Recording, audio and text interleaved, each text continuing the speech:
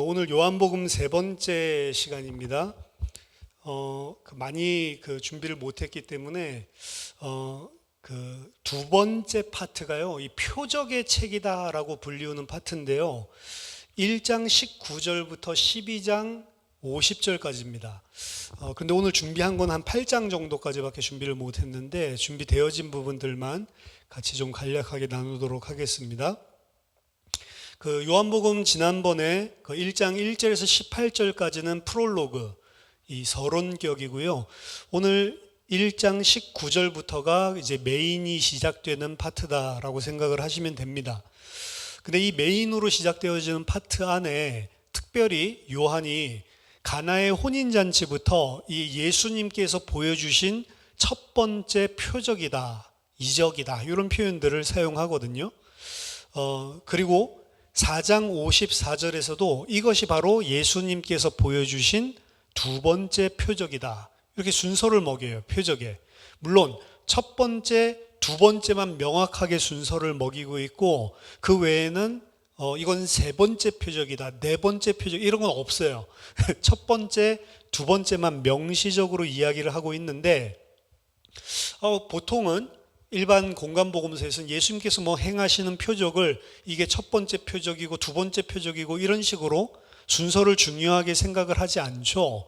그런 것들을 따지지 않는데 유독 요한복음에서만 이 두 표적을 소개하면서 순서에 관심을 가지고 있습니다.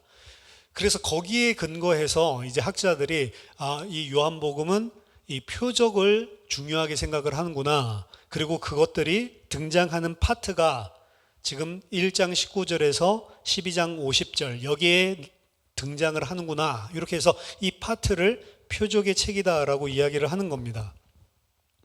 아마도 요한은 이런 것들을 통해서 두 개의 표적만 이야기를 했지만 두 개뿐만이 아니라 1년에 자신이 이야기하려고 하는 표적들에 대해서 암시를 하고 있다라고 봅니다. 그리고 대부분 사람들은 그 표적이 요한복음에 몇 개 나오냐라는 것에 대해서 7가지의 표적이 나온다라고 생각을 하고 있습니다.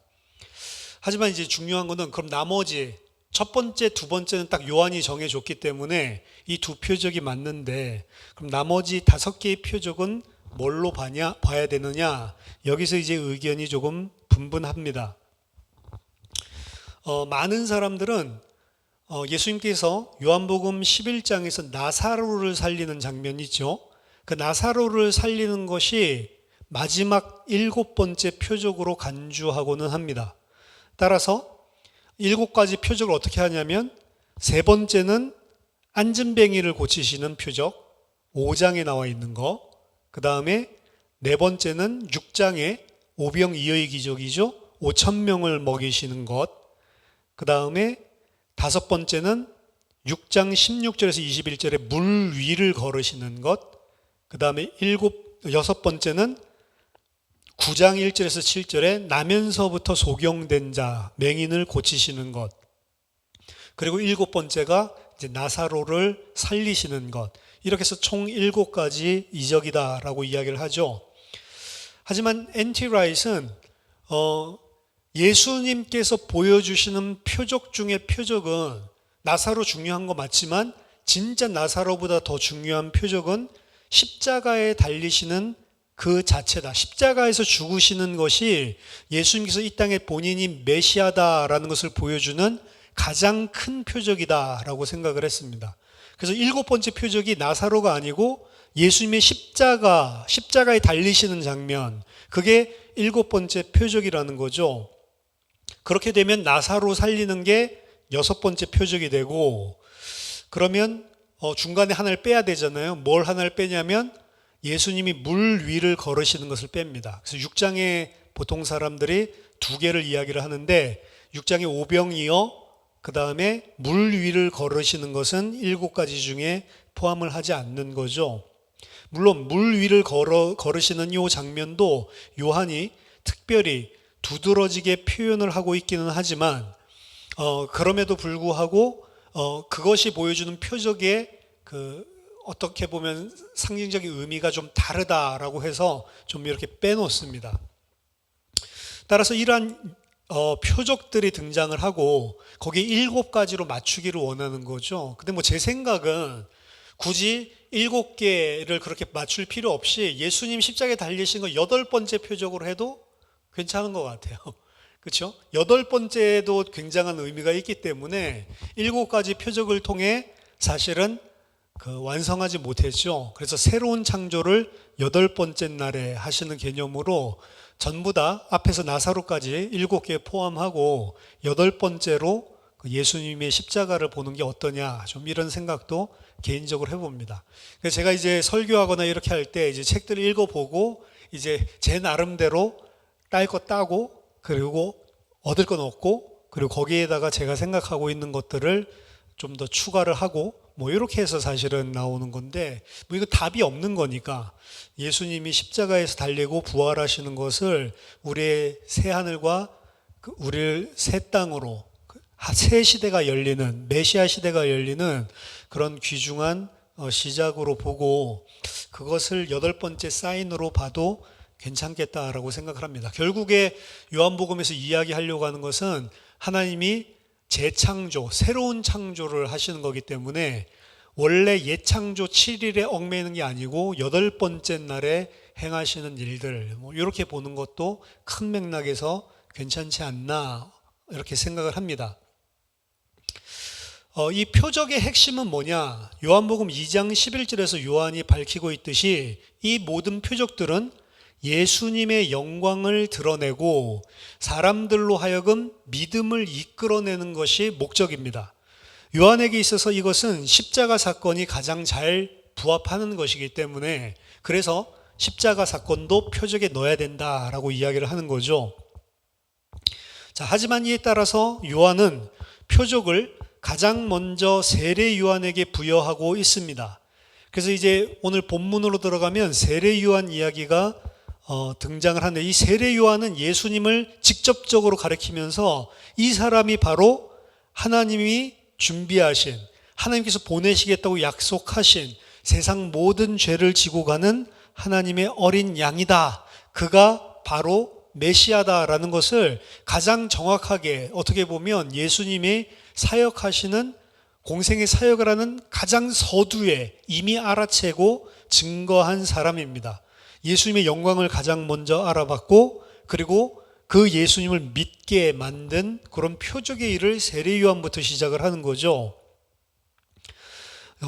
자기 자신은 세례 요한은 메시아가 아니고 새로운 엘리야도 아니고 장차 올 그 선지자도 아니며 단순히 이사야서 40장 1절에서 8절에 광야에서 외치는 소리다라고 소개를 하고요. 자기 자신은 하나님 자신이 영광 중에 오시기로 약속하신 그 길을 예비하는 자다라고 이야기를 합니다. 세례 요한은 예수님이 세상의 죄를 지고 가는 하나님의 어린 양이라고 선포를 했고요. 이것은 유월절의 어린 양의 이미지와 그리고 이사야서에 나오는 고난당하는 의인 종, 고난당하는 종의 이미지를 합쳐서 이야기하고 있는 겁니다. 요한은 또한 성령이 예수님 위에 내려오는 것을 보고 이가 바로 하나님의 아들이다라는 사실을 증언합니다. 그것은 예수님의 메시아적인 정체성을 증언하는 것이기도 하고 예수님과 하나님 사이에 다른 사람이 가지지 않은 특별한 관계를 표현하는 것이기도 했습니다. 그리고 이 두 가지는 예수님 안에서 병합되어서 하나로 원래부터 이 두 가지가 하나로 병합돼서 여겨지는데 예수님 안에서 그대로 두 가지가 드러난 것이죠. 이 사실을 인식하고 나서 세례 요한은 자신의 제자들에게도 이 예수님이 누군지를 정확하게 알려줍니다. 그래서 두 제자들 안드레와 시몬이 예수님을 따르게 사실 만들었죠. 어떻게 보면 자기 제자인데 예수님을 따르는 것이 맞다라고 생각을 했고 자기 자신은 낮아지고 자기 자신은 흩어져도 괜찮다라고 생각을 했습니다. 왜냐? 그 자신은 예수님과 비교할 수 없는 자라는 것들을 처음부터 명확하게 알고 있는 사실은 마지막 선지자의 역할을 하면서도 가장 어떻게 보면 뚜렷한 메시아관을 가지고 있었죠. 예수님은 자기를 따르게 된 시몬을 게바라고 새로운 이름을 지어줍니다. 이 게바라는 뜻은 반석이라는 뜻을 가진 아람어고요. 그리고 헬라어로 하면 페트로스, 우리가 아는 베드로가 되는 거죠. 그 후에 예수님은 빌립과 나다나엘을 포함한 더 많은 제자들을 부르시는데, 나다나엘이 이제 예수님과 대화를 나눌 때 나다나엘에게 하늘이 앞으로 열리는 것을 네가 보게 될 것이고 하나님의 사자가 인자 위에 오르락 내리락 하는 것을 볼 것이다 라고 말씀하십니다. 이 인자 위에 천사가 오르락 내리락 하고 있는 이 장면은요, 창세기 28장에 야곱의 사다리를 나타내고 있는 겁니다. 그리고 그것은 1세기 제2성전기 유대인들에게 있어서 그 머리 위에 천사가 오르락 내리락 하는 존재는 누구로 여겨졌냐면 메시아로 여겨졌어요. 그래서 이 메시아를 전부 다 상징하는 그런 표현입니다. 예수님이 바로 하늘과 땅이 만나는 곳이라는 거죠. 하늘과 땅이 만날 수 있는 그런 교통할 수 있는 자리, 더 쉽게 말하자면 예수님이 바로 성전이다라고 하는 게 벌써 인자 위로 천사가, 주의 사자가 오르락 내리락 한다라고 하는 것들을 통해서 이미 함의하고 있습니다.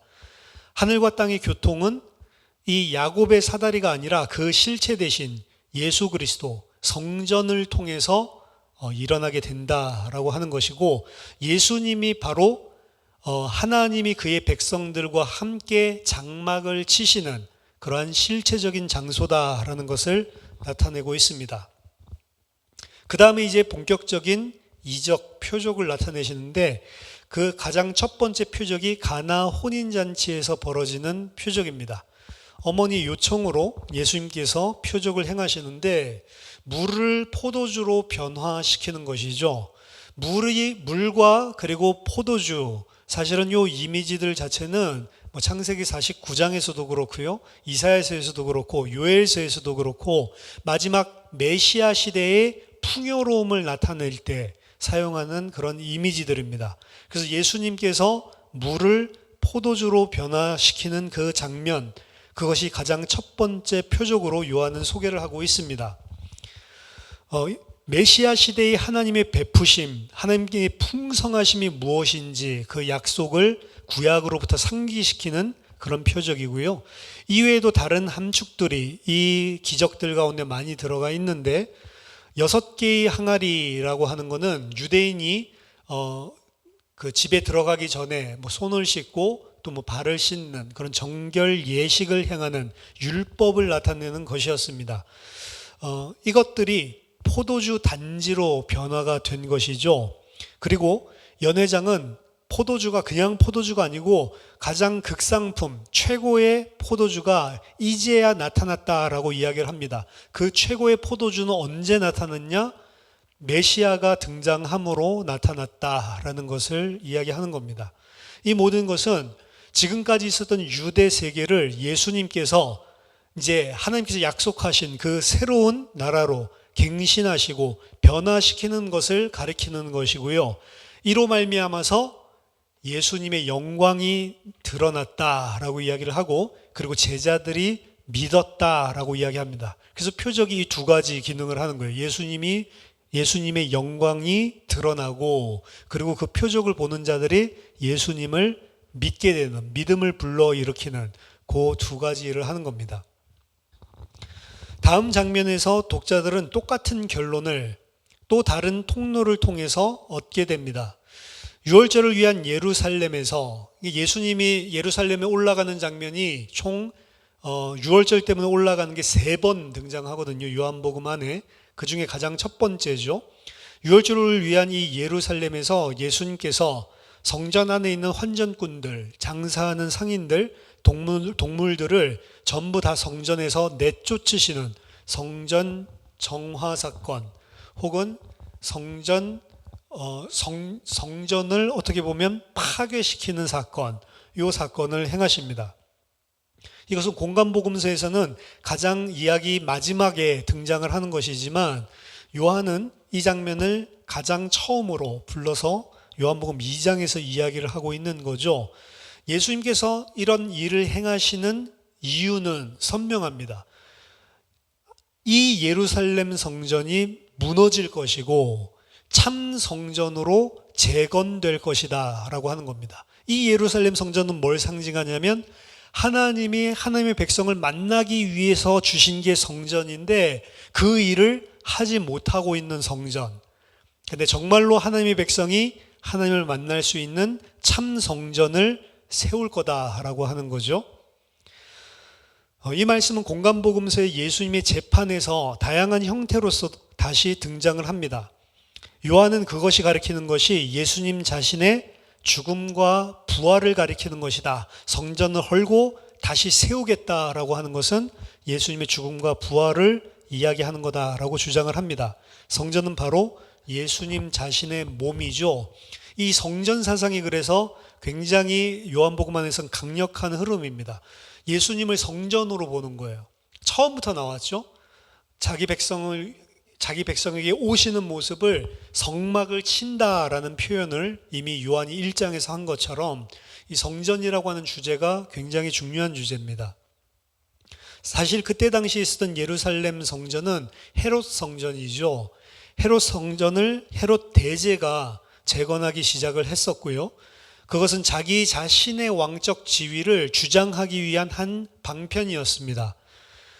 이제 46년 후에 그의 아들들 중에 한 명이 계속해서 그 성전 건축 작업을 하였고 완성시키려고 하는 와중이었습니다. 그때에 예수님께서 나타나셔서 이게 성전이 아니고 내가 성전이다 라고 지금 이야기를 하고 있는 것입니다. 따라서 6월절에 올라가셔서 이게 성전이 아니고 내가 성전이다 라고 이야기하는 것은 예수님이 바로 6월절 어린 양의 실체이시고 그 자신의 6월절 어린 양의 죽음과 부활을 통해서 하나님의 백성이 하나님을 만나게 되는 성전이 참된 성전이 이루어진다라는 것을 이야기하고 있습니다. 요한은 그 후에 공간복음서와는 대조적으로 세 가지 확장된 장면들로 시야를 넓히고 있습니다. 여러 가지 대화를 하시는데 요한복음 3장에서는 니고데모와 대화를 하시고요. 요한복음 4장에서는 사마리아 여인과 대화를 하시고 그리고 요한복음 5장에서는 안진뱅이 그리고 그 치유를 목격한 구경꾼들과 대화를 나누시는 긴 대화의 장면이 연달아서 3번 등장을 합니다. 먼저 니고데모는 밤에 예수님을 찾아오죠. 그리고 예수님과 함께 대화를 나누는데 결국에 그 대화의 주제는 거듭남, 새롭게 다시 태어남에 대한 주제였습니다. 유대인들은 아브라함의 가문에서 아브라함의 혈통적인 자손으로 태어나는 것의 중요성을 알고 있었던 사람들이고 본인들은 아브라함의 자손이기 때문에 굉장히 프라이드를 가지고 있었던 사람들이었습니다. 근데 예수님은 아브라함의 자손이 아니라 이제 새로운 종류의 출생, 새로운 종류로 태어나는 것이 필요하며 그것은 아브라함의 혈통적인 이런 것들이 아니고 성령에 의해서만 가능한 것이다 라고 거듭남에 대해서 새롭게 이야기를 전해주시는 장면이 이 니고데모와의 대화입니다. 그 새로 태어남, 거듭남은 인자가 들림을 받음으로 말미암아 성취될 것을 이야기합니다. 그것은 바로 예수님의 십자가의 죽으심을 통해서만 이루어진다라고 하는 거죠. 이것은 요한복음의 가장 위대한 주제, 하나님의 놀라운 사랑이 무엇인지를 드러내는 사건입니다. 그래서 요한복음 3장 16절에 하나님이 세상을 이처럼 사랑하사 독생자를 주셨다라고 표현을 하고 있는 거죠. 다시 우리를 새롭게 창조하기 위해서 육신적인 아브라함들은 전부 다 실패했죠. 가짜 이스라엘이죠. 어떻게 보면. 근데 우리를 성령으로 그의 죽음과 부활을 통해 성령으로 거듭나게 하심으로 이제 새로운 탄생, 거듭남이 일어나는 거죠. 요한복음 3장을 여러분들이 눈여겨서 읽어보시면 어디까지가 예수님 말씀하시는 거고 어디서부터 또 이제 요한이 이야기하는 건지 이 애매모호합니다. 3장이 대화하고 있는 거잖아요. 니고데모랑 이 예수님이 대화를 하고 있는 건데, 예수님이 계속 대화하고 있는데 갑자기 어느 순간 보면 예수님이 이야기하고 있는 게 아니고 요한이 이야기하고 있어요. 그 지점이 어디냐 찾아내려면 상당히 애매모호합니다. 그래서 여기서 엄청나게 많은 해석들이 나오는데요. 요한복음 3장 13절에서 21절 거기 보면 예수님의 대화와 요한의 커멘트가 나오는데 그 구분이 어딘지 정확하게 등장을 하지 않는다는 이야기입니다. 이것이 요한복음의 전형적인 특징이고요. 이로 말미암아서 이제 요한복음을 해석할 때 이제 다양한 해석들이 가능한 이유입니다. 이것은 세례 요한과 그의 제자들에 대한 짧은 장면 후에 등장하는 세례 요한에 대한 부분, 요약 부분에서도 똑같아요. 어디까지가 이런 대화고 어디서부터가 또 커멘트가 들어가는 건지 이런 부분들이 다시 한번 세례 요한은 메시아 자신으로 오해해서는 안 되고 오직 예수 안에서만 하나님의 새로운 시대의 생명이 발견된다라는 사실을 강조합니다. 자, 니고데모에 대한 이런 개인적인 도전은 4장에서 사마리아 여인에 대한 매우 다른 개인적인 도전 속에서 또다시 반복됩니다. 유대인과 사마리아인들 사이에 깊은 상호간의 의심이 수백 년간 있어 왔고 사마리아의 여인과 그리고 유대인 남자가 홀로 대화를 하는 것이 어떻게 보면 경계돼야 될 상황임에도 불구하고 예수님은 이 여인에게 일부러 말을 거시고 야곱의 우물로부터 마실 것을 달라고 요구하십니다. 이로 인해서 또 다른 요한복음의 주제가 소개되는데 그것은 물, 생수, 생명의 물이라는 주제입니다. 나중에 7장에 가서 6월절 날에 다시 한번 예수님이 약속하시죠. 생수에 대한 약속을. 생수라는 주제가 또 등장을 합니다. 예수님 대화를 통해서 여인에게 남편에 대해서 물으시고 그 후에 예수님께서 그녀와 그녀의 과거 모든 것을 다 알고 계심을 스스로 드러내십니다. 그때 여인은 이가 선지자인가? 이가 도대체 누구지? 이제 점점 이 사람에 대해서 알아가게 눈이 열리고요. 그리고 결국에는 이 사람이 바로 메시아다라고까지 나중에 인정하게 되죠. 이때 여인과 나눈 이 대화의 핵심 주제는 유대인들은 예루살렘에서 예배를 드리고 사마리아인들은 그리심산에서 예배를 드리는데 당신이 선지자인 것 같은데 어디에서 예배 드리는 것이 옳은 것이냐 이런 식으로 질문을 하죠. 하지만 예수님은 유대인도 아니고 사마리아인도 아니다. 예루살렘도 아니고 그리심산도 아니다라는 사실을 두 진영 모두 다 옛 것을 버리고 새로운 것들을 이제 받아들여야 되는 시간표가 온다라고 암시하십니다. 결국 이 대화들을 통해서 예수님의 메시아구나라는 사실을 확신하게 된 여인은 그녀의 동료 사마리아인들에게 그가 바로 세상의 구주다라고 열정적으로 소개를 하고요. 그 많은 사마리아 사람들이 예수님의 말씀을 듣고 직접 확신하게 되는 그런 장면이 4장에서 등장을 합니다. 그 이후에 예수님은 북쪽으로 갈릴리로 다시 여행을 하시고 왕의 신하의 아들을 말씀으로 먼 지척에서 고치시는 그런 이적을 행하시죠. 자, 만약 요한복음 3장 니고데모의 이 대화가 새로운 출생에 대해서 예수님께서 펼치실 새 창조 가운데 새로운 출생, 아브라함의 자손이 아니라 하나님께서 준비하신 마지막 때의 새로운 출생, 여기에 대해서 강조하는 것이라면 요한복음 4장은 예루살렘 성전과 대조해서 새로운 예배에 대해서 이야기하고 계시는 겁니다. 그리고 요한복음 5장은 안식일에 대한 것들을 이야기를 하죠. 매주의 안식일을 오랫동안 매주의 안식일을 이 유대인들은 뭔지도 모르고 지켜왔는데 예수님은 바로 이 안식일은 새 시대 자체를 가리키고 있다라는 사실에 대해서 드러내십니다. 그러니까 이 요한복음은 어떻게 보면은 전부 다 잘못 알고 있는 것들을 예수님이 전부 다 고쳐주는 거예요. 새로운 시대에 진짜로 원래 이야기하신 원래 하나님께서 말씀하려고 하신 것들이 무엇인지를 다 드러낸, 아브라함이 자손이 아니라 성령으로 거듭난 사람, 예루살렘이나 그리신산 그런 데서 예배드리는 것이 아니라 영과 진리로 예배드리는 사람, 그렇죠?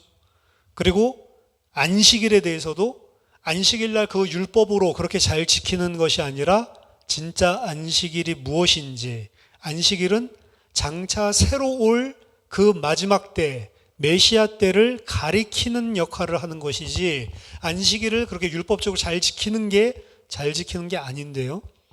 예수님은 이 중풍병자를 고치시고 그에게 상을 들고 걸어가라 라고 명령을 하시죠. 이것 때문에 유대인들에게 역풍을 맞습니다. 왜냐하면 그날이 안식일이었기 때문입니다. 따라서 예수님은 안식일에 대해서 또 다른 확장된 대화를 통해서 가르쳐 주십니다. 장차 올 시대를 가르치는 것이 안식일이고 그 시대가 여기에 이미 이르렀다. 모세 자신은 그것이 무엇인지 가리켰지만 자신은 가지고 오지 못했던 부활, 그 자체를 하나님의 백성에게 허락할 시대가 왔다는 것입니다. 지금까지 이 세 가지 대화를 이후로 6장에서는 이제 새로운 표적을 보여주시는데요. 이게 5,000명을 먹이시는 오병이어의 기적입니다. 이것은 역시 출애굽 후에 이스라엘 백성을 광야에서 먹이셨던 하나님을 공명하는 것이고요. 이 사건은 군중들로 하여금 예수님을 왕으로 잘못 추대하려고 하는 그러한 가능성을 일으킵니다. 그때 예수님께서는 그들을 피해서 산으로 물러나시고 제자들은 호수를 건너기 위해서 출항을 하죠.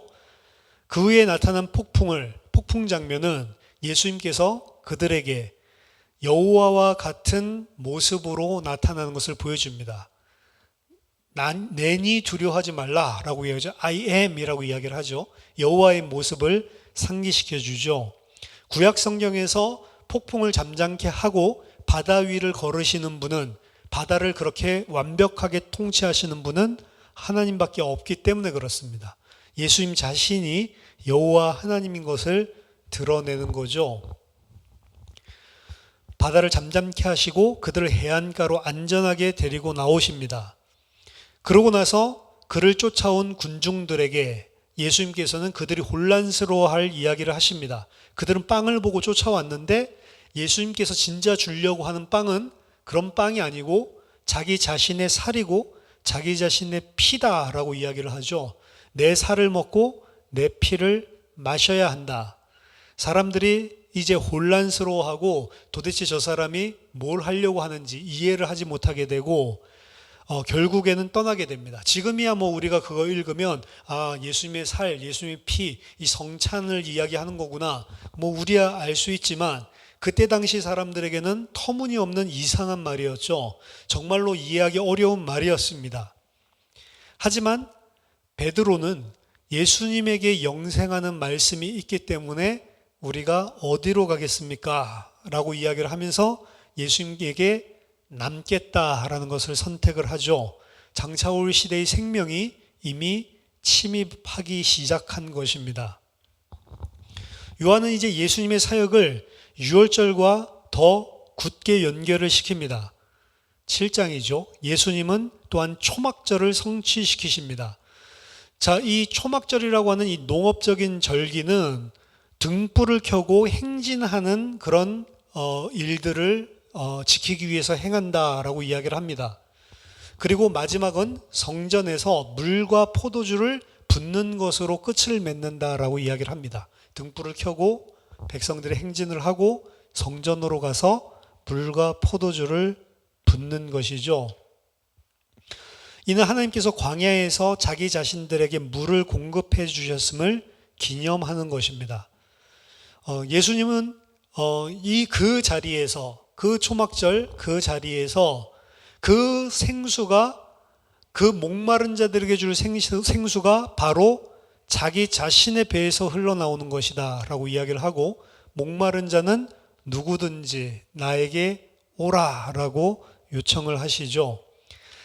이미 요한복음 4장에서 생수를 제공하셨듯이 예수님 자신에게서 그 생수를 갈급한 자들이 마실 수 있다라고 이야기를 합니다.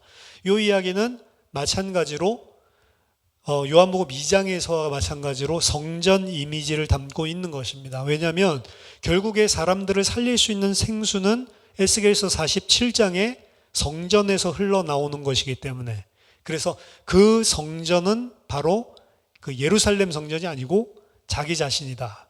초막절에 사람들이 거기에서 물 붓고 거기에서 포도주 붓고 이러고 있는데 예수님이 거기가 아니고 목마른 자는 나한테 와라 라고 이야기를 하는 거죠. 와서 값없이 마셔라. 왜냐? 성경에서 그의 배에서 생수가 흘러난다라고 약속하지 않았냐? 그의 배가 바로 예수님 성전을 가리키는 것입니다. 요한은 또한 이곳에서 강한 문구로 이 예수님께서 하시는 일을 해석하는데요. 예수께서 아직 영광을 받으시지 않았기 때문에 성령이 아직 계시지 않았다. 그 흘러나올 생수를 성령이라고 하고요. 아직 영광을 받지 않으셨기 때문에 성령이 아직 계시지 않았다라는 이야기를 합니다. 결국 궁극적으로 그 예수님의 영광을 나타내고 그리고 하나님의 성전됨과 그리고 그들에게 생수를 주는 그 일은 십자가에 가고 부활을 통해서만 이루어진다라고 하는 것을 이미 예표하고 있는 것이죠. 이 지점에서 갑자기 이야기가 간음하다가 잡힌 여인의 이야기로 인해서 끊어지게 됩니다. 쭉 이렇게 성전, 그 다음에 새로운 시대가 무엇인지 쭉 설명하면서 각종 대화들 그리고 이적들이 등장하다가 돌연간 이 간음하다 잡힌 여인 이야기가 등장을 하는 거죠. 정확하게 이 간음을 하다가 잡힌 여인의 이야기는 제목을 보통 간음하다가 붙잡힌 여인의 이야기 뭐 이렇게 이야기하는데, 진짜 정확하게 제목을 붙이려면 간음하다가 잡힌 여인보다는 외식하다가 잡힌 사람들 이야기, 이게 더 정확한 겁니다. 그 여자가 잡힌 게 아니고 그 여자 돌로 쳐 죽이려고 하던 자기가 죄인인지 모르던 자들이 잡힌 이야기예요. 그렇죠?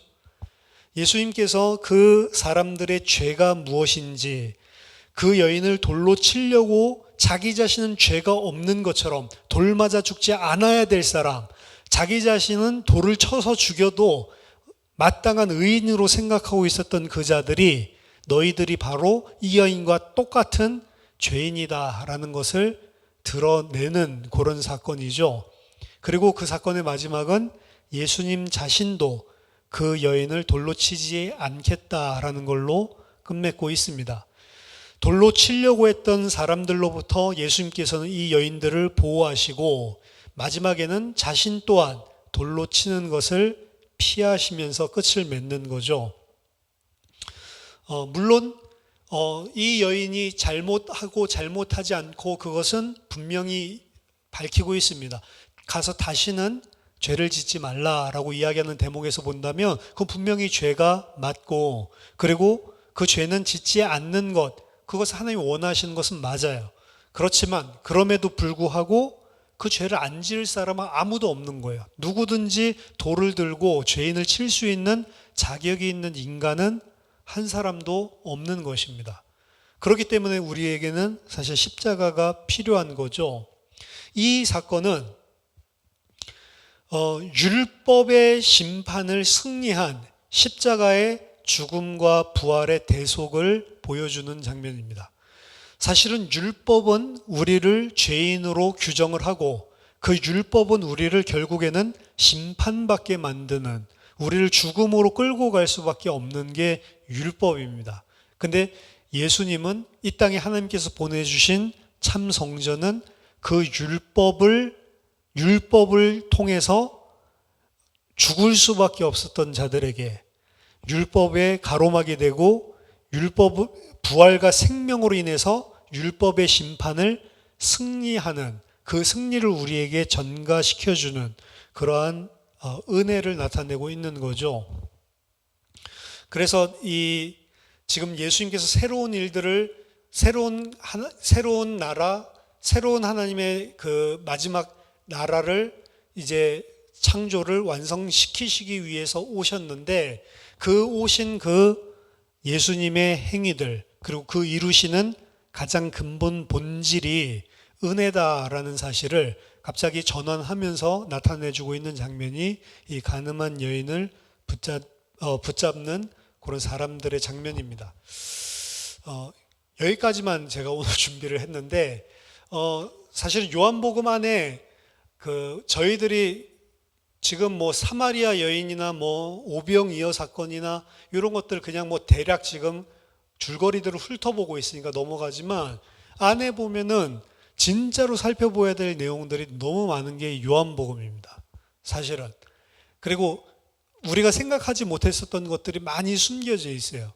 그렇기 때문에 사실은 뭐 깊이 있게 보면 볼수록 더 중요한 것들, 우리들에게 많은 것들을 주는 그러한 복음서인데, 이 요한복음서를 통해서 사실은 보여주고자 하는 것은 지금까지 율법 가지고 지금까지 너희들이 생각했던 그것 아니다라고 우리들이 가지고 있는 것들 다 깨뜨려 버리는 거예요. 어떻게 보면. 그래서 지금까지 이야기했었던 이 모든 표적들을 보여주면서 하는 것들이 사람들이 잘못 생각하고 있었던 것들을 전부 다 뒤집는 겁니다. 처음에 성전에 대한 관점부터 완전히 잘못됐죠. 율법에 대한 것도 잘못됐죠. 아브라함의 자손이라고 자기 자신의 그런 육신적인 혈연을 메어가지고 하나님의 백성이다 라고 생각하는 것도 잘못됐죠. 그리고 어디에서 예배드려야 되냐, 그런 유대인이나 사마리아인이나 그들이 가지고 있었던 전통과 그들이 하나님 섬기는 그런 것들도 다 잘못됐죠. 아예 성전 자체가 잘못됐죠. 모두 다 깨뜨리는 거예요. 내가 저 사람이 죄지었으니까 돌로 쳐서 죽여버려야 돼, 이것도 잘못됐죠. 모든 사람들이 사실은 하나님이 주신 말씀이 진짜 가르치는 실체들을 아무도 보지 못하고 있는 거예요. 그래서 그게 1장에서부터 자기 백성에게 오면 자기 백성도 영접지 않죠. 왜? 깜깜함이 덮여서 보지를 못하니까. 결국에 요한복음에서 이야기하는 것들 중에 뭐 나중에도 나오지만 중요한 것은 아들과 아버지의 소원대로 계시를 받지 않으면 인간으로서는 깨달을 수 없는 게 이 새로운 창조에 대한 내용이라는 겁니다. 우리가 만약에 예수님을 믿는다라고 하면 그거는 우리 실력이 아니고 하나님의 은혜라는 거예요. 모든 게 다 하나님의 은혜다. 오히려 우리들이 신앙생활을 못하고 있는 거는, 신앙생활을 잘못하고 있는 거는 내가 잘 알고 있다라고 생각하는 게 진리랑 반대인 경우가 상당히 많거든요. 그래서 우리들이 가지고 있는 모든 종교성, 그리고 이 세상 기준으로 가지고 있는 육신의 그런 기준들, 이해들, 이런 것들이 전부 다 타파되어지는 게 어떻게 보면 요한복음이에요. 그렇게 해서 완전히 하나님이 생각하시는, 하나님께서 계획하셨던 우리로서는 상상할 수 없는 걸로 새롭게 거듭나는 게 어떻게 보면 요한복음의 가장 우리들에게 본질적으로 주고 있는 주제지 않나라고 생각을 해봅니다. 바울도 이야기를 했죠. 우리는 지식에까지 새롭게 창조함을 받은 사람이다 라고 이야기를 합니다.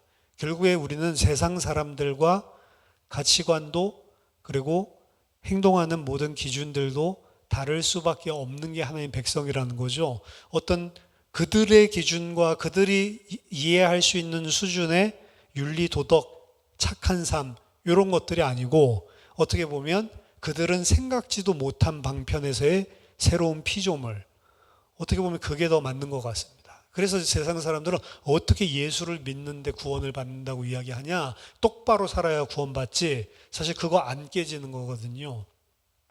요한복음 통해서 우리들이 가지고 있는 세상의 가치들 다 깨어지고 새로운 창조, 새로운 피조물로 우리들이 다 변화되는 그런 은혜가 있으면 좋겠습니다. 같이 한번 기도하겠습니다. 하나님 아버지, 은혜를 감사드립니다. 하나님 말씀을 상고하면서 하나님 우리들의 잘못된 옛 틀이 다 깨어지고 하나님 위에서 주시는 성령으로 말미암아 하나님 새로운 지식으로 새로운 창조물로 거듭나는 은혜를 허락해 주시옵소서. 예수 그리스도 이름으로 기도하옵나이다. 아멘.